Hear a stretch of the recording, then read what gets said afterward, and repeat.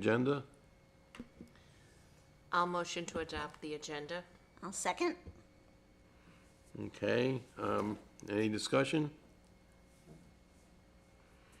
Okay, next on the agenda is approval of the minutes from November 14th. You still have to have a vote on that first motion. Oh, excuse me. Have a motion on the floor for adopting the agenda. All in favor, say aye. Aye. Any opposed? Okay, motion passes. Now we have need a motion to approve the minutes from the meeting of November 14th, 2024. Do I get a motion to approve that?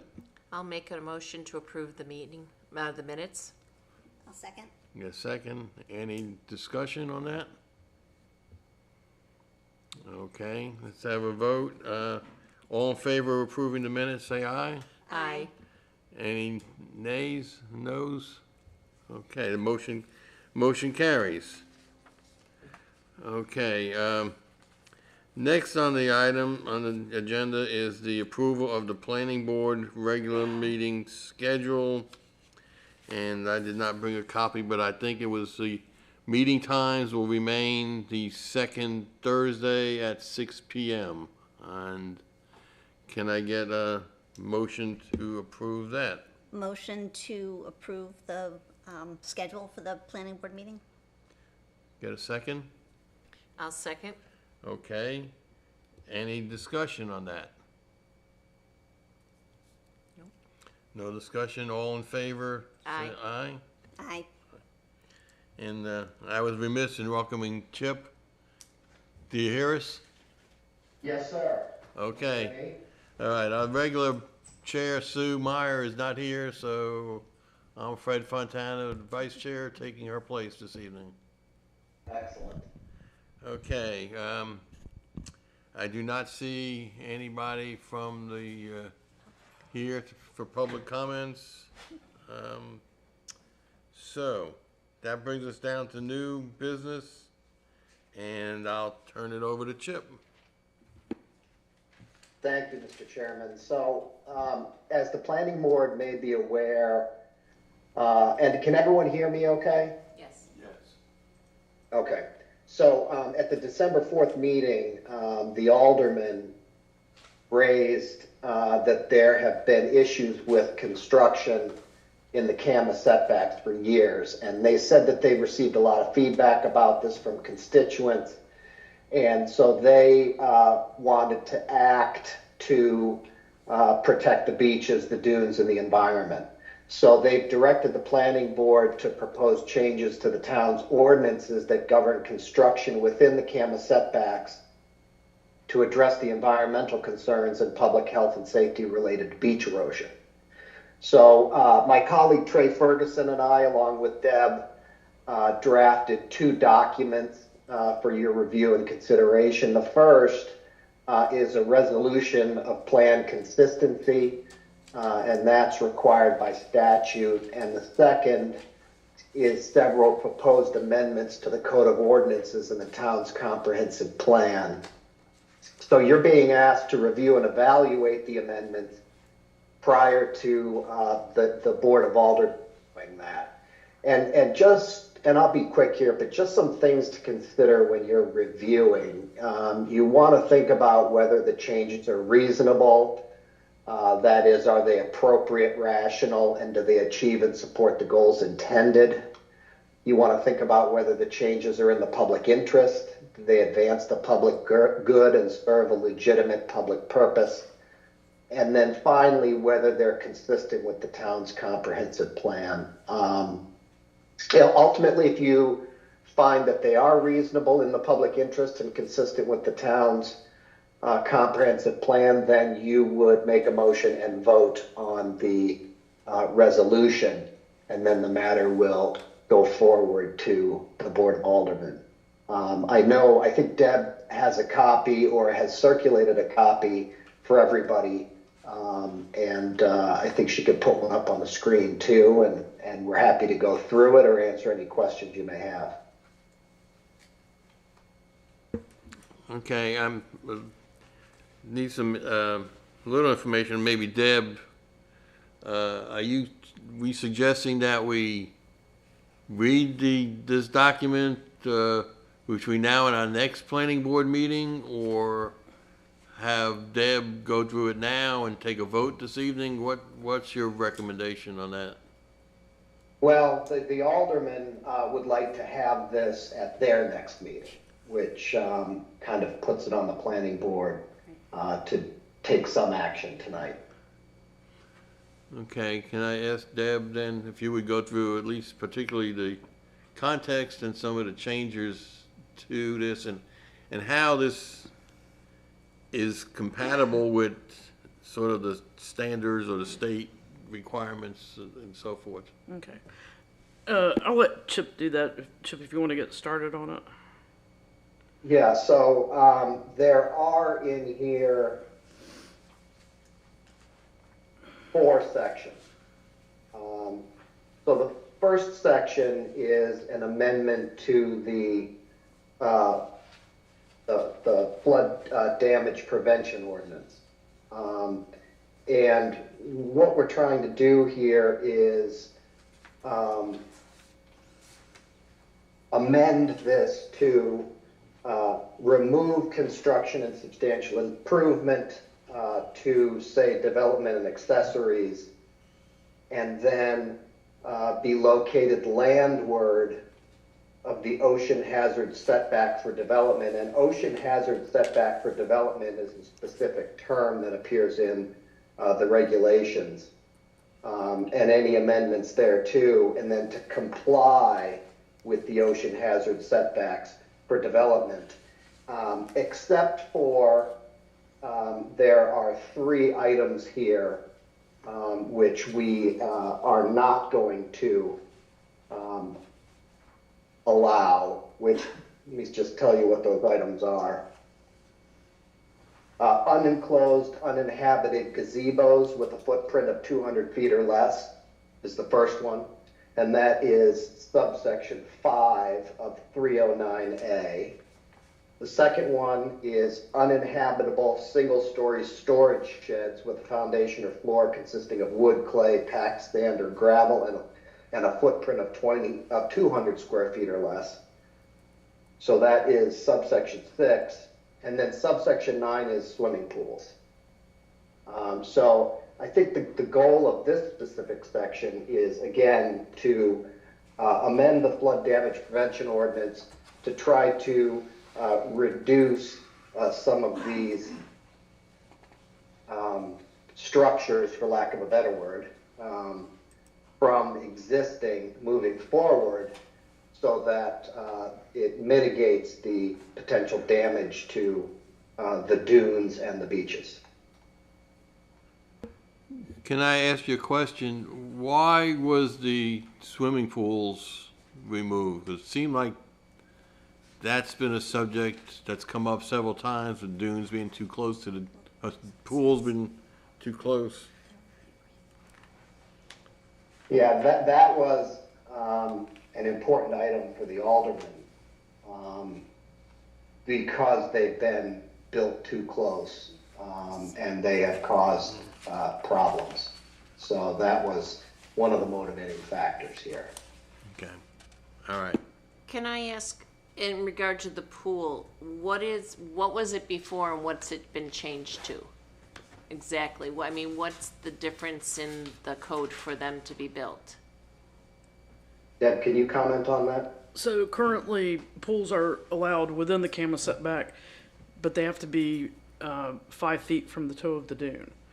So with this proposed text amendment, they would have all of these structures, both the principal, the house, i.e. the house duplex, the residential structure, as well as the accessories, would be required to meet the same setbacks as what the principal structure does,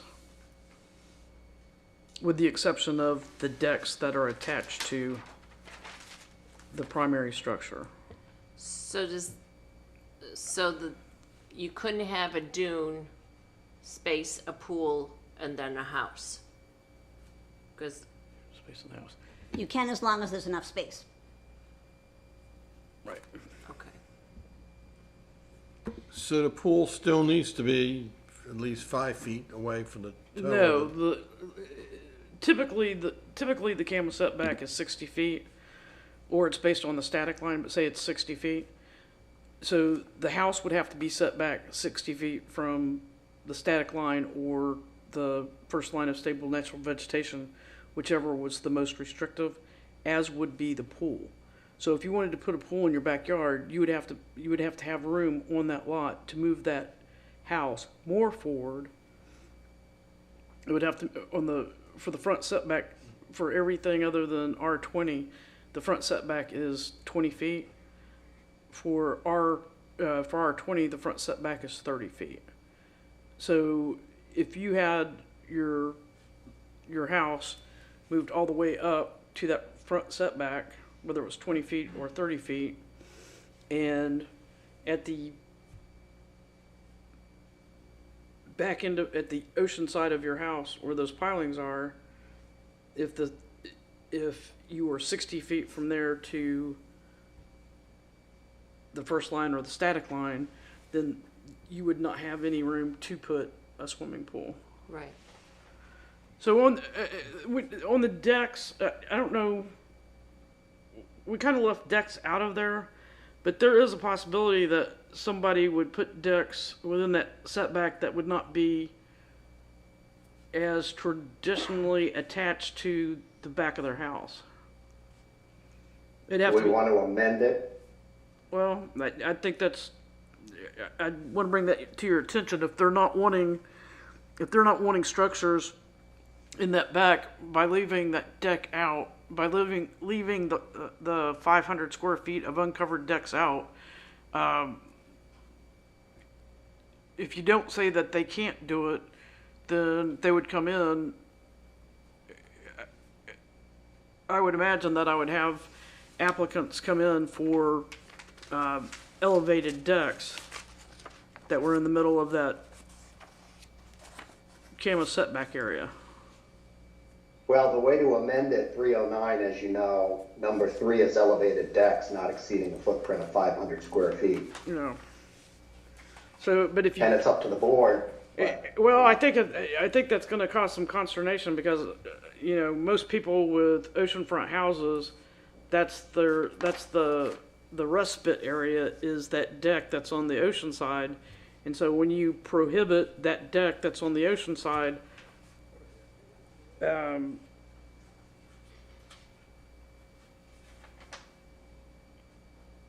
I think that would be a problem.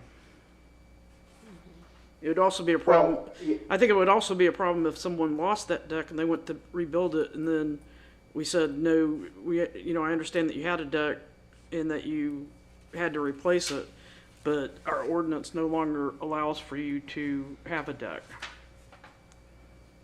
Well, the board could, you raise a good issue. I think the board could recognize that this is an issue, but not make any changes at this time and move that question to the alderman. Okay. That would be my recommendation. Okay, I I'll make a note of that. Okay. also have another question. I guess it's similar to the deck issue, is with the dune being a living, moving thing, if you will, it changes, it grows, that where that setback or the static line of vegetation would change over time. The static line would not, but the vegetation line might. Okay. And that's kind of the intent of establishing that static line.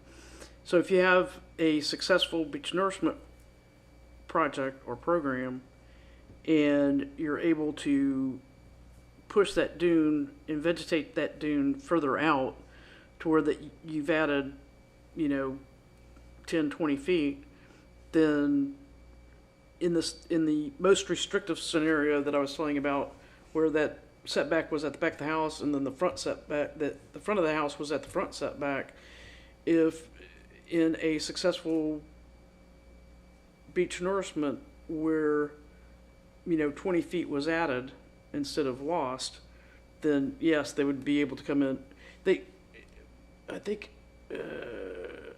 they might be able to. It depends on which one is the most strictly what Yeah, we is did. that, I know in Topsail Beach that they, after their whole project was done, they are not allowed to go closer to the dune just because they have more beach now. Well, that I don't have a problem with that. I guess my concern is that with storms, like with Florence, we lost Standard some one would be more dune. restrictive. We brought in sand, we built the dune back up, but that line changes. And so if somebody loses their pool and they want to rebuild their pool, that could change everything, and whether you have a pool or you don't have a pool. I mean, if you have a pool and then you don't, that affects the worth of your house too. So I guess I'm thinking this is kind of a black hole. I'm concerned about. The same thing with the deck. If you have your home value is you have decks and you have a pool, what happens then if we change this and we have a storm and somebody can't then rebuild or repair or fix, then that affects the value of their home. So just one thing to call your attention to, at the very end, and we will get there, we included grandfather language. Now, whether the board wants to leave that in or not, Trey and I talked about it. The language basically says that if it tries to address the exact issue you're talking about. Somebody has a pool right now. This ordinance goes into effect. They lose their pool. They want to replace the pool. They can, as long as it is not enlarged or extended in any way. And what section is that in the ordinance? That would be at the very last piece. That's on the very last page. That may fit the deck issue. And that may, and that's up to the board. That may not be the best way to attack that problem. But we did recognize the problem that, Right. So, but it's up. right, so any use that as a result of the adoption of this ordinance becomes non-conforming may continue, provided that it's not subsequently enlarged or extended in any way. Okay, so if you have something and you lose it, it's destroyed, and you have to get a permit for a new pool. Even with the language how you have it worded here, I would not be able to sign off on that pool being replaced. What? Because it's talking about the continuation, the status of a pool that's existing after this ordinance is adopted, and saying, so you've got a pool, right, and it's in the camel setback, and they pass this ordinance, and you're like, oh my gosh, am I going to lose my pool? No, it's grandfathered, Right. and that's what this is saying, that it cannot be enlarged or extended, Right. right? So as long as you do not enlarge it or extend it, you can keep what you have. Right. But if you lose what you have, you have to submit a new pool application to us. Oh, And when you submit that new application pool to us, I'm going to have to say, oh, it's the plot plan says it's going in the setback. I'm going to have to put denied. And then your option would be to appeal it or request a variance. and it would be denied because being a new permit, it would come under the new ordinance. That's correct. So in order to have that grandfather supersede the new, there'd have to be a way then for that grandfather to supersede the new ordinance, is what you're saying. I'm for saying this that to there, work. right. I think there's a lot of, I don't ever use the term grandfathered because I think that it's often misused and misunderstood. So what I say is something is either conforming or non-conforming. So at the point in time that this ordinance is adopted, that no longer allows pools within the CAMA setback, and for those pools that are in the CAMA setback, their status is now non-conforming. If they lose that pool, I cannot sign off on a permit if they present a plat that indicates that their new pool is going within that CAMA setback. Does the board want to consider an amendment to this language to include those situations where someone has a defined size pool, the pool is destroyed, they want to put the exact same pool back in the exact same location? Does the board want to consider some kind of an amendment to this language under the very last point here to allow for that? But wouldn't there be situations where the dune structure has changed so much since that pool went in that to allow them to put that same pool back in some, not all cases, would make no sense whatsoever? You know, if the pool would then be in the middle of the beach or something like that? Well, then they wouldn't get a pool permit to begin with. Right, I don't want us to change language that would allow them to, They wouldn't get a CAMA permit for that. okay. So, so if there are CAMA regulations that already prohibit something, then to me, it kind of convolutes things when you go through and you incorporate all this outside language. Because if there is a change in that, then we subsequently have to change what we have. Right now, I don't have it up on my screen, but right now there is a list of items, a short list, 10 I believe, that CAMA allows, 10 developments that CAMA allows within that CAMA setback. And it's kind of, if you put 5 and 6 together, that's what the current exemption is for the CAMA within that CAMA setback. So currently, parking areas with clay, packed sand, and similar surfaces. I think it's typically packed sand. The phraseology used to be clay, packed sand, and gravel, and then beach access ways, and then temporary amusement stands, reconstruction of existing duplex. All right.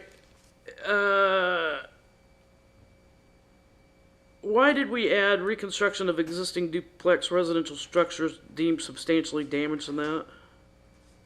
I don't know that we did. Well, that's what I'm I reading. don't- I'm I reading. don't see that as where, one of the 10. where did that come from?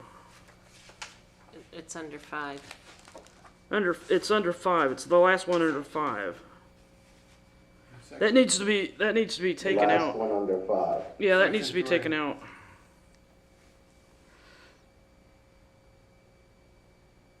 We're talking about section 3. Yeah, so reconstruction of existing duplex, that's in the land use plan. That's not a change. We can take it out, but that's in the current land use plan. Reconstruction of existing duplex residential structures deemed substantially damaged. That's in the plan right now. Why does under number 5? Let me go back just a second. Oh, I'm sorry, because this is I'm sorry. You're not proposing that change for that. That's under No. that's under section 3 in the CAMA land use plan. Sorry. Let me change book. Yes. I had the UDO opened in my brain. I keep having to open and close. My apologies for that. I'm sorry. I was confusing myself. Let me. You don't have that list? I do. The list of the 10? Yeah, you have that list of the 10 right off. Yeah. You want me to read them? Yes, please. All right, so number 1 is campsites.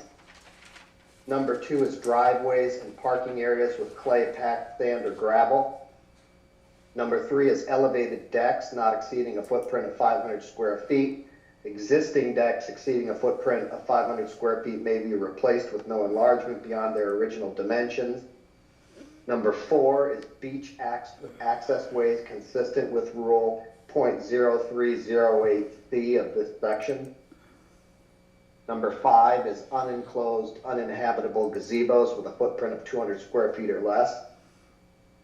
Number 6 is uninhabitable single-story storage sheds with a foundation or floor consisting of wood, clay, packed sand or gravel, and a footprint of 200 square feet or less. Number 7 is temporary amusement stands consistent with section .1900 of this subchapter. Section 8 is sand fences. 9 is swimming pools. And 10 is fill not associated with dune creation that is obtained from an upland source and is of the same general characteristics as the sand in the area in which it is to be placed. There you go.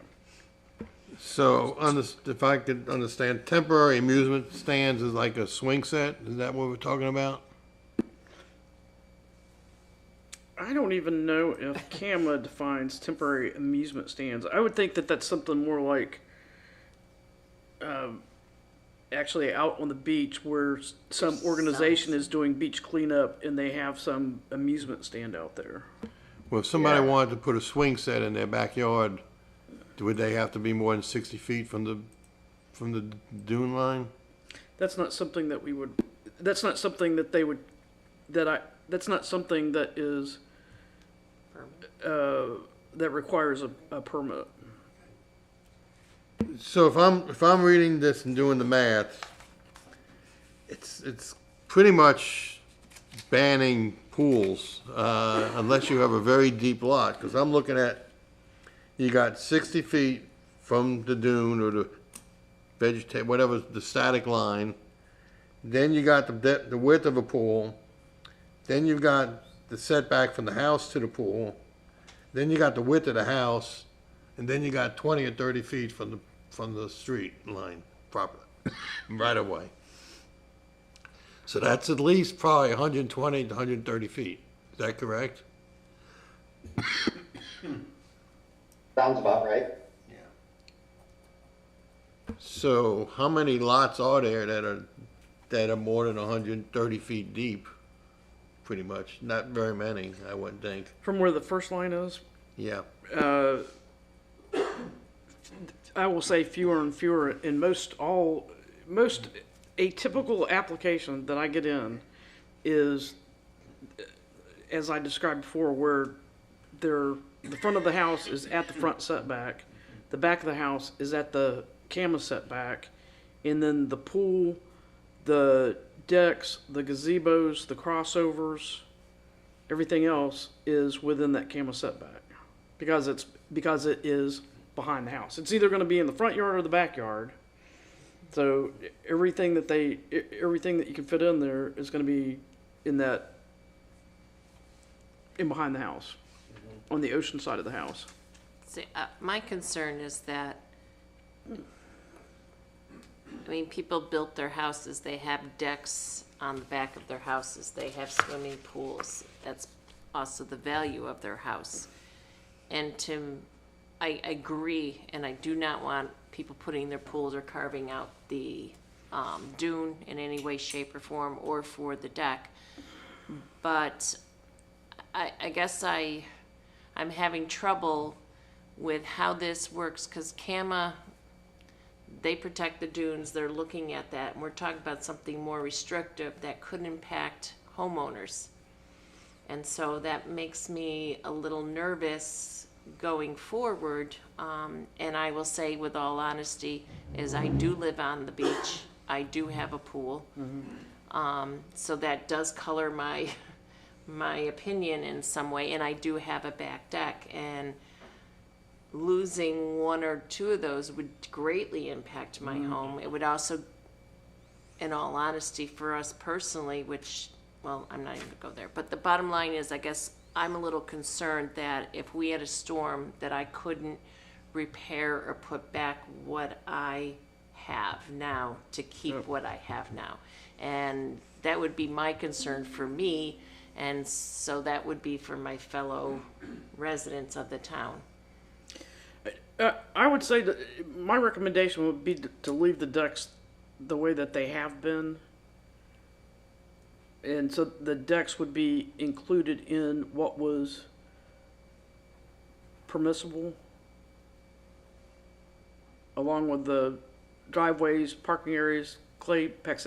We might have talked about that earlier. I'm not sure if we went back and forth on it, but if that becomes an issue later, then it can be addressed at a later date.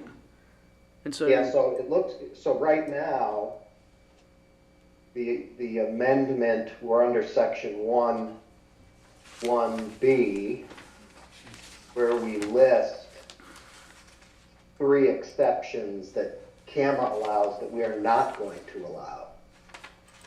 and give me. CAMA, sorry. I'm sorry. Give me just 1 second to catch up with you. I've got this little tiny, I've got this little tiny screen. Yeah, I want to get it on my screen though. Hold on. All right. Give me 1 second.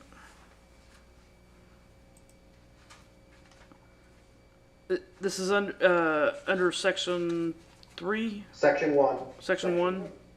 Got it. Down at the bottom, B, comply with all applicable ocean hazard setbacks for development. Now, just to call the board's attention, Oh. Okay. there are 10. Gotcha. We're saying 5, 6, and 9 are not going to be allowed. But number 3 is elevated decks not exceeding the footprint of 500 square feet, and that's going to remain as allowed. Yeah. I highly recommend, instead of doing the 5, 6, and 9, that you list it by what 5, 6, and 9 actually is in that ordinance that you're citing. All right. And that was the language you mentioned earlier, the unenclosed, uninhabited gazebos, the uninhabitable single-story storage, and the swimming pools. Yes, ma'am. Yep, those are the 3 that would not be allowed moving forward. But decks is sub number 3, elevated deck not exceeding a footprint of 500 square feet, and that's There we go. staying, Got that's that now. remaining. All right, 5 gazebo. So after 5, where it says for development except for, and then A, and then after 5 parenthetical would be enclosed uninhabitable gazebos, blah blah blah, and then Yeah. after 6 would read Uninhabitable single-story storage sheds with a The foundation or sheds. floor, yeah. yeah, and then 9 would be swimming pools. There you go. Correct. And I can make those changes. All right, appreciate that. Yep. 5 because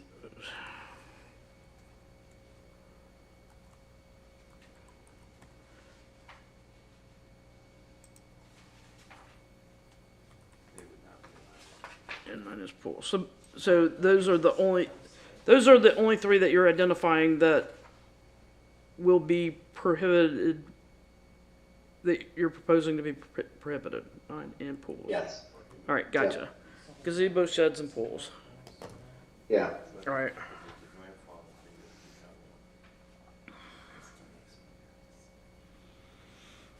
Any other questions on section 1? Okay. Section 2, now we go right to swimming pools. So setbacks, you see what it originally said, swimming pools may be permitted consistent with CAMA's general use standards for ocean hazard area of environmental concern, the AEC pursuant to 07H.0309. And we are amending that, or proposing to amend it, to allow pools to be permitted on the landward of the ocean hazard setback for development. Again, that's a reference that appears in the regulations, as determined by Division of Coastal Management in 0306, and any amendments thereto.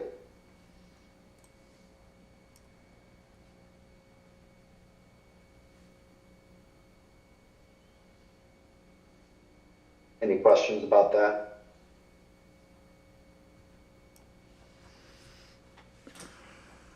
I'm not real sure I understand it enough to ask a question. Yeah, I agree. What is it saying in layman's terms? It's moving instead of allowing a pool to be built within the AEC, it's moving it landward on the other side of the AEC, landward of the ocean hazard setback for development, instead of allowing it within the ocean hazard setback for development. That's my reading of it. So in essence, that's the 60 feet we're talking about. It'd be more than 60 feet. 60 or 90, whatever the Whatever setback that is. Right. Yeah.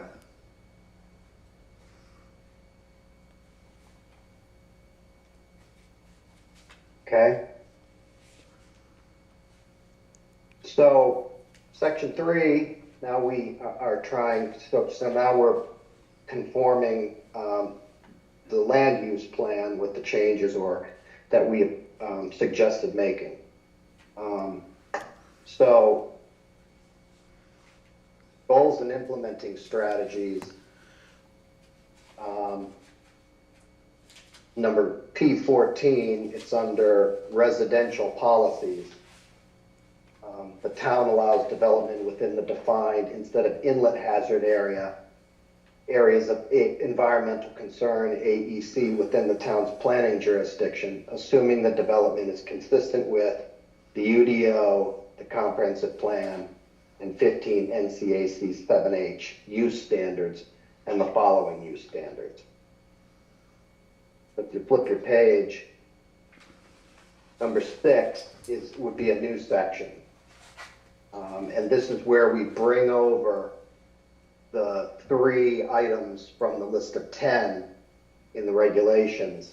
Following types of development shall be prohibited: unenclosed, uninhabitable gazebos with a footprint of 200 square feet. This is just the 3. I don't need to reread them. And then, so that's a new subsection 6 that's inserted to be consistent with the ordinance changes. And then the old section, subsection 6, is amended by removing vegetation line, landward of the vegetation line, and again, moving it backwards, landward of ocean hazard setback for development as determined by Division of Coastal Management 0306, and any amendments there too. So that's 7, not 67, right? Right, correct, It used to yes, be 6 six, has now it's got a seven, line but to we it, have a new 6. yeah. Oh, okay. And a lot of these changes, as you start with section 1 and then you go section 2 and section 3, they're conforming changes, because you make a change in section 1 and then you've got to go down through other applicable areas of the ordinance and make those consistent changes. Section 4 is just standard language severability, which means that if for some reason section 3 is deemed by a court to be not allowed, section 1 and 2 would remain in effect. The effective date is obviously upon adoption, and then the exemption is the language we talked about earlier. I think, Chip, I think calling that exemption is misleading, because that's not an exemption, that's typical zoning. That's typical Well, zoning. do you have a suggestion of change? We don't want to say grandfather. No, because you're not, Is it something like continued use, or? I wouldn't even put exemption, I wouldn't even label that paragraph, because what you're doing is you're clarifying the status of a structure after an ordinance has changed that would otherwise not allow for it. So I would I would just take exemption out of it, because that's not an exemption. All right. And I have a note from earlier conversation that we would want to come up with some kind of language that would address the replacement of a pool if one were destroyed, as long as it went back in the same footprint as the previous one. Is that correct? If you want me to be able to sign off on a permit that has been damaged or destroyed, to make repairs is one thing, because they can always come in and repair their gazebo, repair their sheds, make repairs to the pool, and we can sign off on repair and maintenance, and there's no change in footprint. But typically for non-conforming status, let me back up. Typically, when a structure is damaged or destroyed and has to be replaced, that is a new application. And it's a new application, new pool, the whole 9 yards. So if it is the intent that if somebody had a pool, they lost their pool, and they could otherwise, get a camera, because right now they could get a camera permit for it, right? So as long as they were consistent with their camera permit, as long as the pool wasn't any bigger than what it was, if that's what you want to do, then you need to say that in such plain language, that when I get an application, I can go, yes, I have the authority to approve this permit.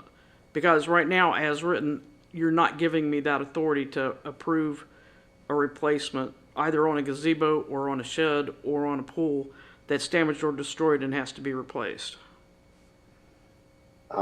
Understood. I'd just make a note, but I would ask the board, is that something that they want us to do? Right. Well, that's going to be a policy decision. Right. The planning board can make a recommendation, but at the end of the day, it's going to be a policy decision by the board. Of course. Does the planning board want to make that recommendation? I feel comfortable with that. I mean, I think that's common sense. If you had a pool and it was destroyed, you shouldn't be penalized after the fact. Because when you put the pool in, you were allowed to do it, put it where you did it. And then to change the rules halfway through the game doesn't seem fair to me. I agree. I understand that, and I'm confused about one thing, and that's more whether when the Board of Aldermen were formulating all of this in their heads, is that why we have this language? Because they wanted someone to be able to put in what they had before. Is that why that language is there now anyway? No, that was not. That wasn't in their instruction. That was not in the instruction that the board gave the attorneys, to the best of my knowledge. The instruction that we received was very broad. The instruction, again, basically was that they're directing the planning board to propose changes to the town's ordinance that govern construction within the Camas setback to address the environmental concerns and public health and safety related to beach erosion. So we're providing the board with something to react to in an attempt to achieve those goals. We recognize the issues that the board is raising of how do you allow a pool to remain when this is passed and it becomes non-conforming? And now we thought we had addressed the issue of what do you do with a pool that has been destroyed and somebody wants to replace the exact same pool on the same footprint. But I think we need to put in some different language, additional language to address that. And then if the board wants to do that, it sounds like it does, then we would do that and send this up to the aldermen, and then they can, make any changes that they deem necessary. Is it possible, is the board's concerned with new construction and then to make an ordinance for new construction and existing homes be a separate ordinance? Is that what they're thinking, or is that where we're headed here, are you thinking? We don't know. We don't know, but I will say that don't think that there is any authority to make people tear down pools that they currently have. So, I don't believe that the ordinance or North Carolina general statute would allow for that. No, I don't mean Right, tear down. so- I guess what I'm saying is that I understand the board's concerns, the Board of Aldermen's concern and of pools and structures being too close to the dune, et cetera. So to change the ordinance for new builds, like if someone had an empty lot and they were building, then this new ordinance would take effect. Or if they were tearing down a house and starting all over on that empty lot, then the new ordinance would take effect. But Not necessarily. It goes to the pool. If you had a Right. house, we have a lot of demos that have been going on. So if there was a pool there and people are tearing down houses, but leaving the pool there. I haven't seen one that had a pool, but even if it did have the pool, you can't tie the status of the pool to the status of that house. Well, I guess what I was, yeah, you're right. I guess what I was trying to get at or think was that if you're building a whole new structure, you have the ability to the setbacks, whether it's front or back, to move your house or change your house plan to accommodate a pool under these new ordinances. But if your home is existing and you already have it, whether you built it or you just bought it, and something happens to that pool, then these more restrictive, to be able to keep it within that footprint, or I guess I'm thinking to preserve the value of that home and structure that's there, could we have two different ordinances, I guess is what I'm trying to say. I think that there's an equity question here.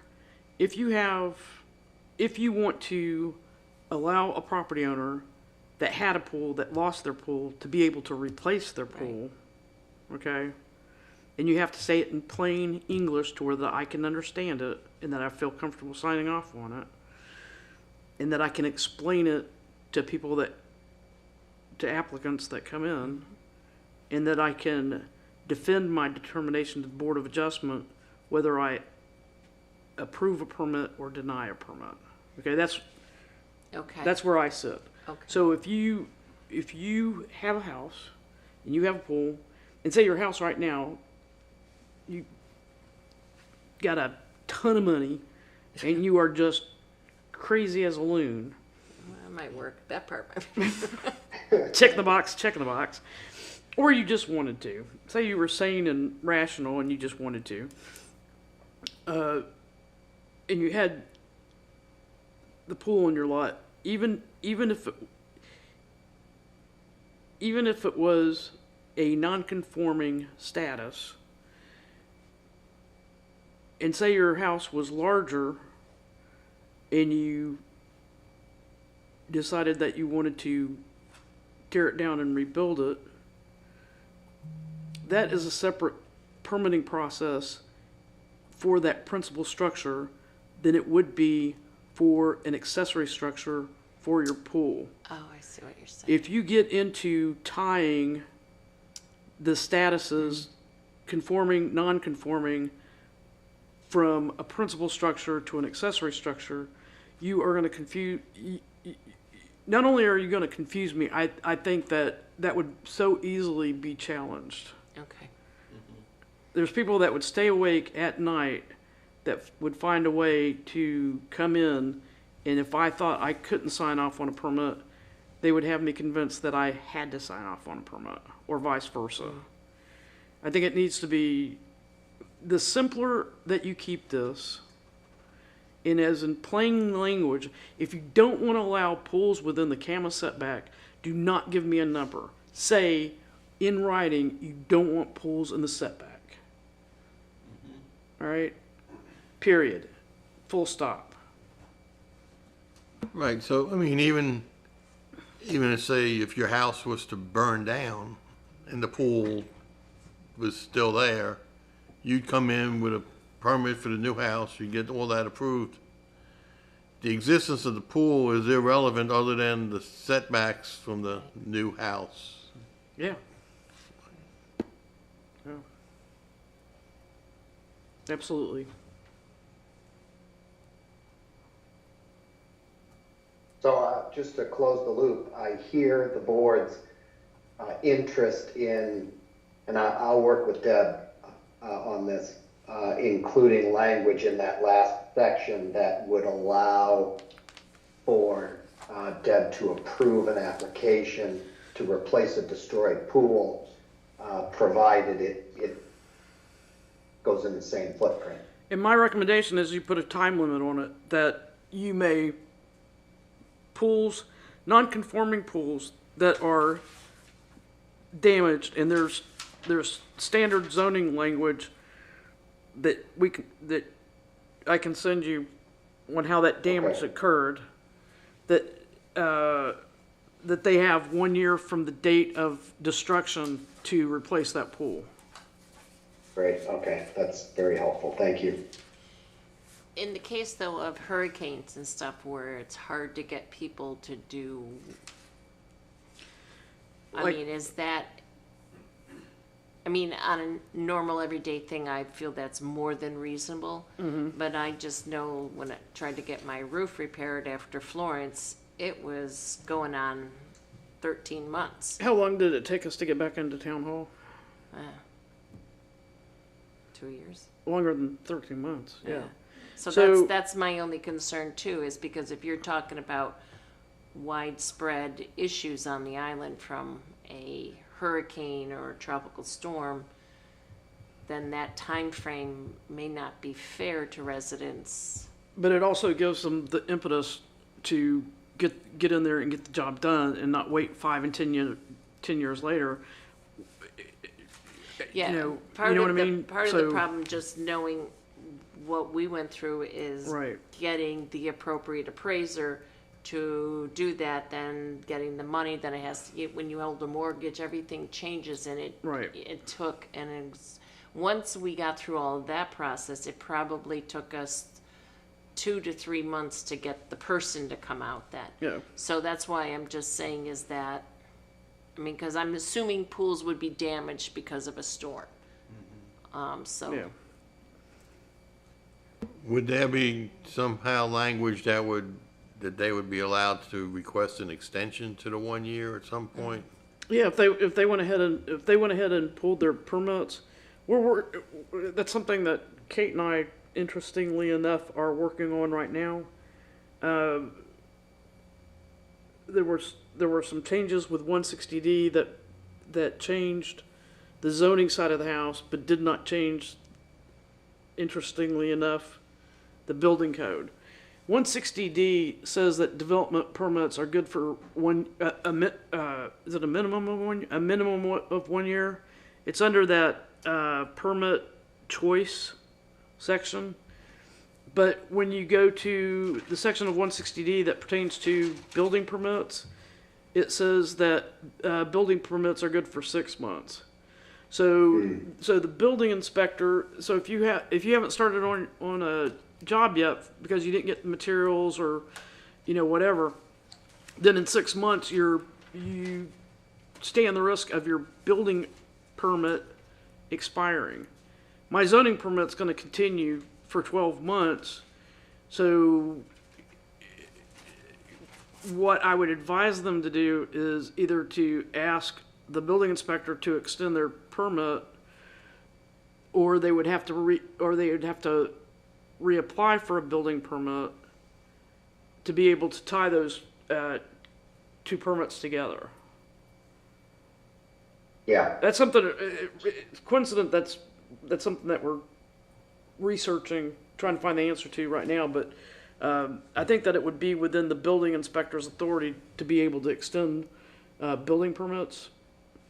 And so on the zoning side, there could be language in there that the planning director could extend the permit for like another, another 12 months. And then if it was catastrophic, you're not gonna be the only person going through that catastrophic event, you know what I mean? It's just like, not everybody that went through Florence, everybody was dealing, most everybody, unless you were really lucky, a majority of the people were trying to find a contractor, and at the same time, the cost of building materials went through the roof. And So- we're scarce. And were scarce. It was hard to find building materials, hard to find laborers, all the rest of it. So that wasn't a one-off where it was just you, it was everybody. And so I would think at that point in time, there would be you go to the board and have language that allows for an immediate extension administratively, and then if you needed another extension, that you either go to the board or request a variance or something. We could hammer that out to be able to tag another year in there. But if you did it by 12 months and then I could extend it another 12 months, that gives you 24 months. So I'll ask the opinion of the other board members here. I personally don't feel comfortable recommending anything to the Board of Aldermen at this point until we see maybe a more, I don't know, we want to use the word cleaned up, but a document that has all the items that we discussed this evening. And that's just my personal opinion. I don't know how the other two feel. I think the Board of Aldermen is looking to move forward on this. Would like to hear the recommendation from the planning board, but they're trying to move forward as quickly as possible. My thoughts are, actually, I agree with both of you. But, and understanding the Board of Aldermen want to move forward as quickly as possible, and I don't blame them on that. But I guess I come down a little bit more firmly on Fred's point that to have this done and done right so that everybody is happy with it. Otherwise, if we're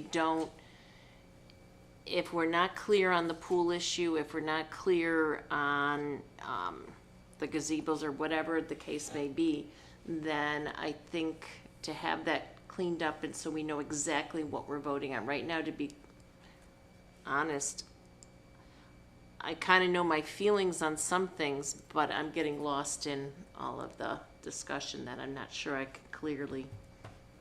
Yeah, and I guess the one area that I guess I have the most heartburn on is the lack of bad use of words, grandfathering, even though that's not appropriate. I'm still not quite sure what's considered grandfathered and what's not. I'd like to just maybe see a little more clarity in that and in a little more of a layman's language as well. I know the Board of Aldermen wants it, but again, they've wanted this for a while. I mean, all of a sudden, they hurry up and, it's been on an issue for over a year, it seems like, or more than that. So, anyway, I feel like we need to come back next month with a cleaner document with all the changes in it, and then we can recommend it at that point. But do we need to do a motion? How are we going to vote on this? What's the way to do this? I only have two changes. Change that I have on section 1 is to just write out what 5, 6, and 9 are. And the other change is looking at language to protect the replacement of pools that have been damaged as long as they're in the same footprint. So I guess I don't have any other changes other than that, so there really aren't going to be any changes to the document.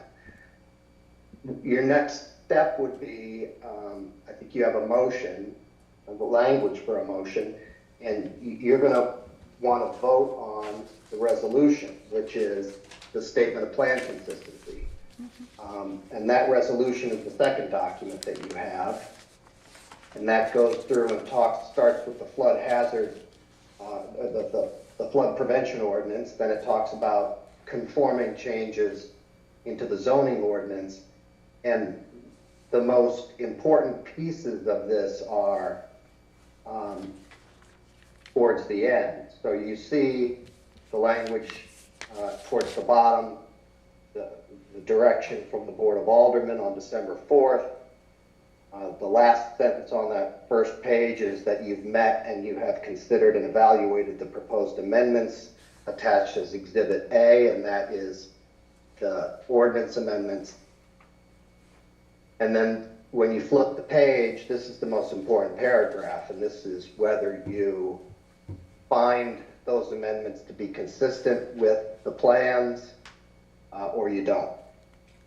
So if it's drafted as you finding that they are consistent, if you don't believe they are, then that would be a slight change and you would vote the document that they're not consistent. Yeah, I think the attorney's point is a good one, that what we're talking about is not a significant change here. I get that, but I guess before I vote on it, I really want to see it written out as it's going to be proposed. I mean, the language is going to change. So what is that language? Yeah, I mean, I know what and again, I agree with both of you. You know, that's the problem. You know, I feel a little uncomfortable voting on something that we could have a resolution that we approve it subject to the changes that we discussed, but I'd still feel more comfortable seeing the changes before I recommended it. I agree. So one of the things to move this along, you've got this document in your computer that you could make the changes, bring it up on the screen, make the proposed changes.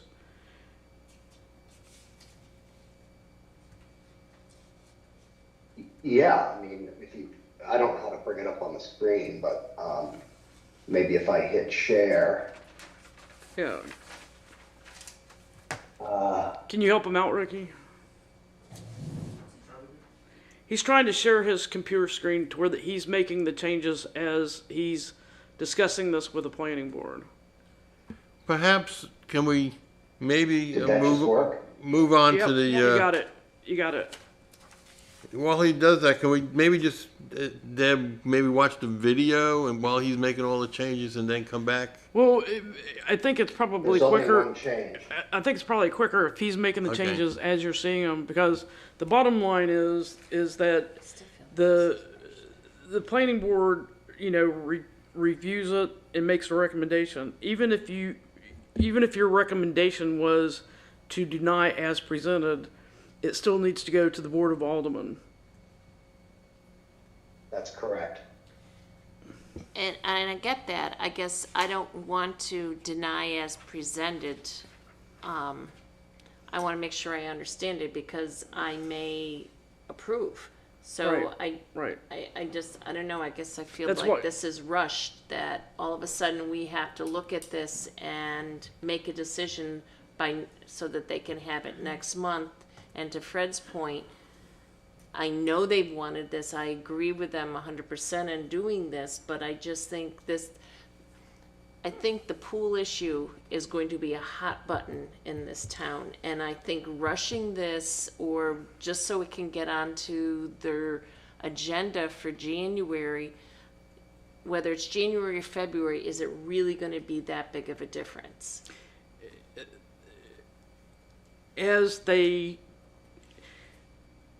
Chip, can you hear me? Yeah. I think my understanding is that the board made it clear to the attorneys that they wanted this brought before the planning board at the next meeting, which was only a week later, but they wanted it on their agenda for January. So, Yes, so that's in correct. doing that, I also have to advertise I have to have time to advertise for a public hearing. So yes, this is condensed, but this is exactly what the attorneys and the planning board and myself are being directed to do. Because they are going to have a hearing next month anyway. Is that, That's my understanding. It's gonna be on their agenda, and I have to advertise it for a public hearing. So if you disagree with it, then you're free to disagree with it.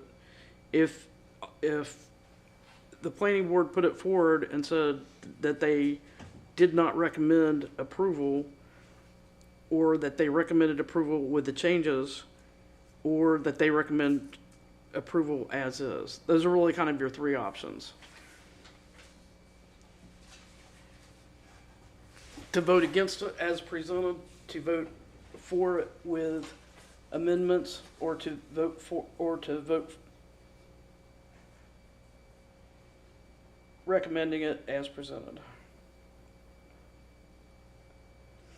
I don't have my glasses, I can't read what he put up there. What is that? He still has exemption in there. Can you make that page width? Can you make that a little bit bigger? Page He's width? typing though, so. Yeah, we can read it after. How's that? that's good. Yeah, the word You can help me here, exemption. Deb, if you see this. We're gonna remove the word exemption though, correct? Yeah, take exemption out. He's still typing the port. Yeah. Any use that, as a result of the adoption of this ordinance, any use that as a result of the adoption of this ordinance becomes non-conforming may continue, provided that such use is not subsequently enlarged or extended in any way. If use is enlarged or extended subsequent, it's not gonna be enlarged or extended. No, that's what it says, not substantive. That's the old language. Yeah, that needs, just delete that whole sentence right there. If the Let's non-conforming start use, reading this. yeah, if the non-conforming use is damaged or destroyed, the The owner, owner? take out responsible party and put owner.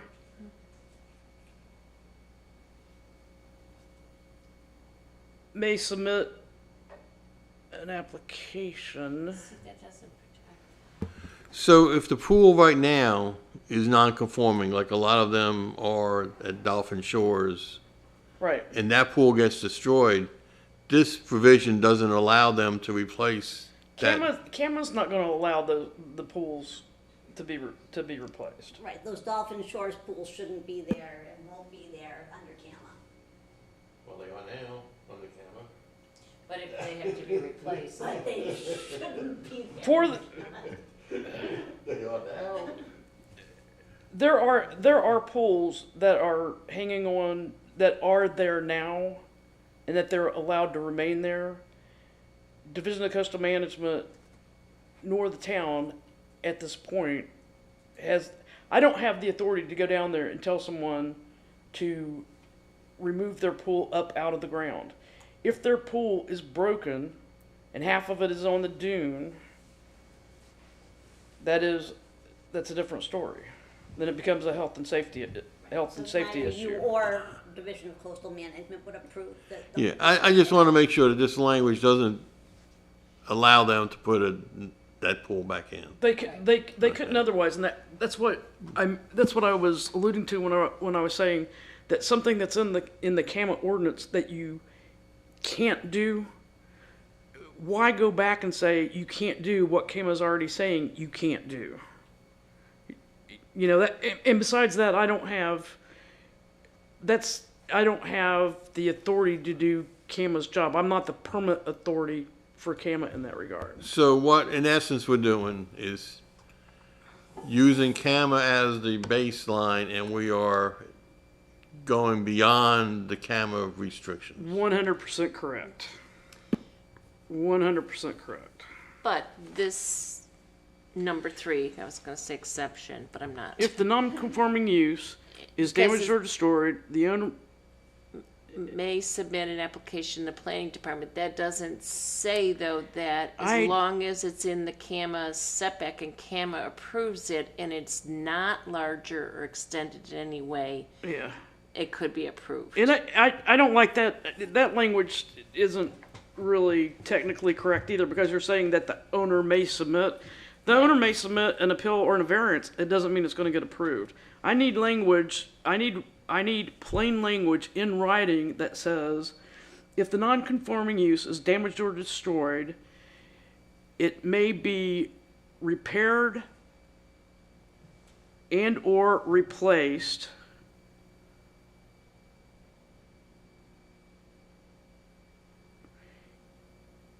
in the original footprint. Yeah.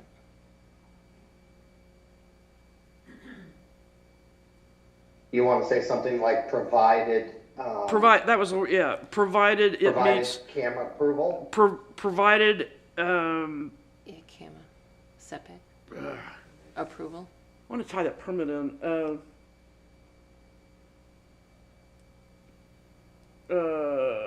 May be repaired or replaced in the original footprint, provided the application meets all 15 NCAC 7H requirements for the structure or accessory. It's 15, let's see, 15, Hold on, I got that citation. yeah, 15, not FIFTEEN. And is that NCAC 7H requirement what's, Those are the camera regulations. that's what's in play now? Yes. Okay, so that's not a change. Oh, it's Correct. 15A. 15A, I'm sorry. 15A How's NCAC that? 07H requirements for the structure or accessory. Yep, that's good. Did you want the time? Does that get you there, Deb? Within, let's see, if the, not, it may be repaired and or replaced within 12 months of, yeah, let's see, Damage or destruction? The date of damage. within 12 months from the date of damage or destruction,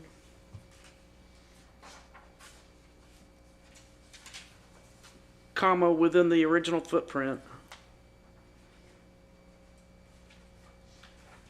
And then the last sentence would be that the planning director is authorized to extend, I'll correct it. yeah, planning director Yeah. is authorized to extend the permit window or the application period, sorry. Yeah, to extend the application period an additional 12 months.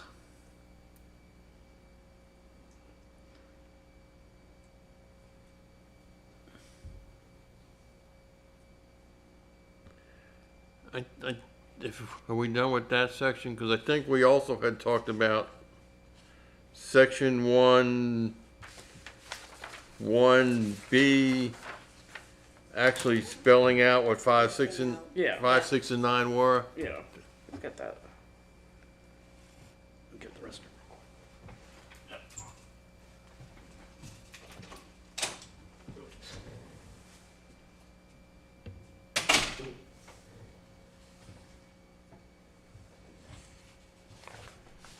Do anything else? I think I could live with that if we go with this.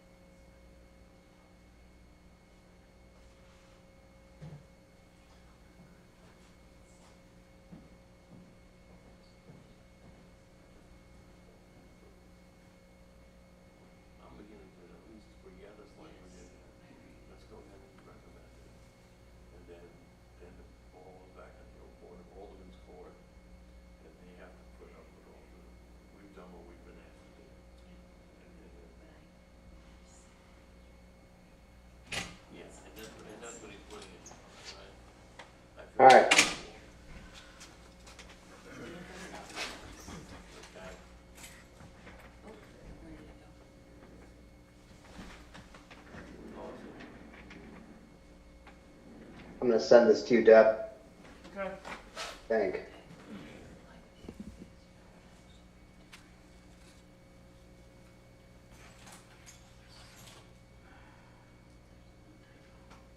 What's the typo? I am 5. There's a typo on unenclosed.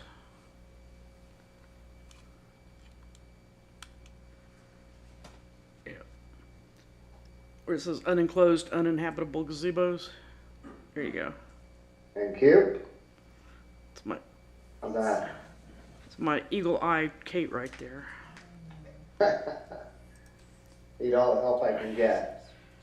Oh, 911. All right.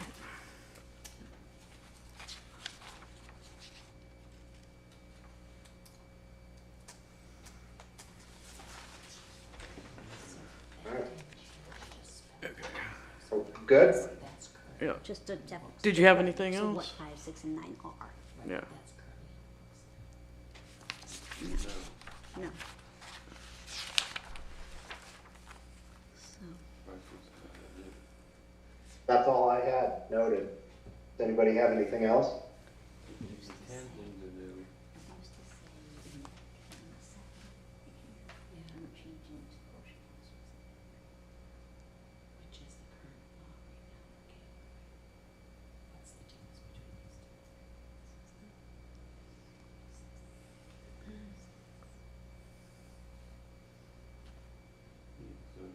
We've changed 1, 2, 3. Hey Ricky, do you hit dismiss where it says content sharing has ended to where that he comes back up?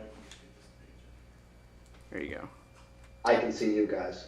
We can't see you. There we go. there you go. Deb, I There have we a go. question for you. Yeah. On this section 1B, what's the difference between the CAMA setback requirement now to the ocean hazard setbacks? Is the ocean hazard the new ordinance we're talking about? I'm all of a sudden, Say that one more time Okay. slowly for me, sorry. in section 1, Okay. B, the one we just fixed, it says comply with all applicable, and it used to say CAMA setback requirements for development in 15A, etc. Now it says comply with all applicable ocean hazard setbacks for development in 15A, etc. Instead of the CAMA setback requirement. What's the difference between There- ocean hazard and CAMA? There is nothing. The ocean hazard setbacks, it's the ocean hazard AEC. So the standard phraseology is ocean hazard setbacks. There's no difference. It's just the standardization of the language to be consistent with what's in the 15A NCAC 7H CAMA regulations. Okay, so it's just a terminology change, but the rules are the same, and all we just did was spell out what 5, 6, and 9 were. Yes. Okay, Yeah. thank you. And that was a request that I had made of them because there's certain language that I'm used to. Like I think they had the comprehensive land use plan, but it's just the comprehensive plan and it's the CAMA land use plan. So there were changes in that, and when we include the CAMA land use plan, any text amendments to that after it goes to the board, if the board approves the amendments to the CAMA land use plan, those have to go to the CRC. Okay. And I would imagine that the attorneys would present that to the CRC. And then once the CRC approves those changes, then they're in effect on the CAMA land use, within the CAMA land use plan. Language. Does that make sense? Yes, Okay, all right. So do we need to do 1 or 2 resolutions? Or we just, does the resolution you've got here, does that adopt the changes that we just made? Or do we need to do 2 separate? It doesn't adopt the changes, Or recommend the changes, whatever? right. So we're gonna recommend Resolution, it with changes. resolution stating that the proposed amendment to the town's unified development ordinance is in accordance with all officially adopted plans. Basically, you're saying through the resolution that the proposed changes are consistent with the UDO and the Campbell Land Use Plan. The proposed change Right. that we just, Yeah, that you just went over. Correct. That they're consistent, Yes. that they're consistent with the UDO and with the Campbell Land Use Plan or the comprehensive plan, comp plan. okay, so if we are done with discussion, can we get a motion to adopt this resolution? I'll make a motion to adopt this resolution stating that the proposed amendment to the town's Unified Development Ordinance is in accordance with all officially adopted plans, including the comprehensive plan. One second, if you don't feel comfortable. No, my question was with the changes we made though, right? Or do we have to Yes. state that As amended. as amended?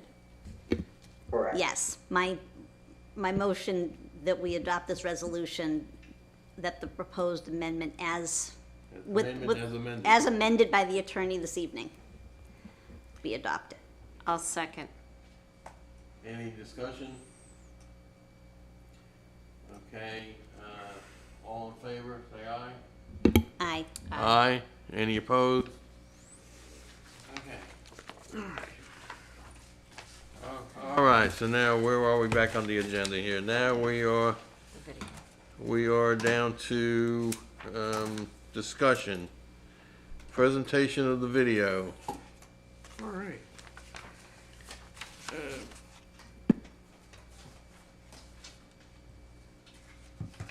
And I know that we have this on the agenda, and I'll ask the town attorney. I knew that it would take us a while to get through this, and since there's only 3 of you tonight, if you want to table, is that the right, table the training until the next meeting? I make a motion that we table this item to the next meeting. Okay.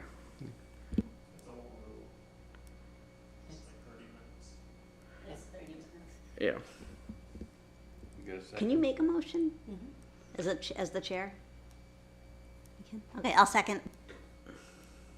Any discussion? All in favor, say aye. Aye. Aye. Any opposed? Okay, motion carries. Next, we need a motion to adjourn. I'll make the motion to adjourn. Second? Yeah. Okay, all in favor? Aye. Aye. All right.